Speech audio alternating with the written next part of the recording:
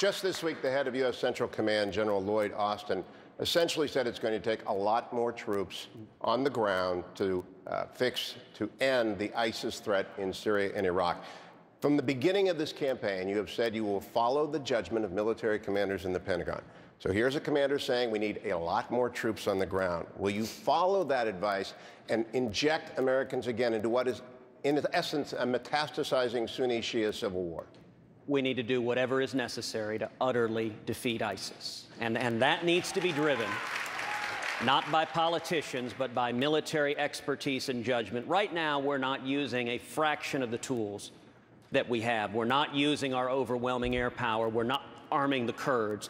Those need to be the first steps, and then we need to put whatever ground power is needed to carry it out. But, you know, a question that actually Jake asked, and I'm glad to come back to it now, is rules of engagement. We have right now our troops engaged in combat, but President Obama has rules of engagement that are so strict that their arms are tied behind their back. They're not able to fight. They're not able to defend themselves. They're not able to kill the enemy.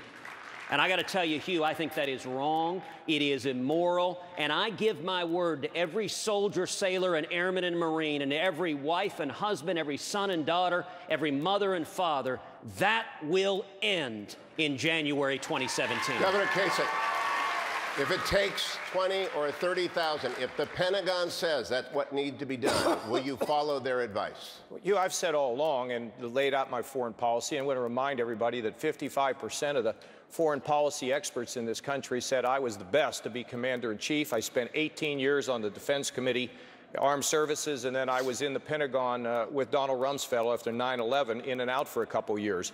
We absolutely have to win this with a coalition. The Arabs have to be with us. The Europeans have to understand that this threat is closer to them than even is as close as it is to us. And in addition to that, you have to be in the air and you have to be on the ground.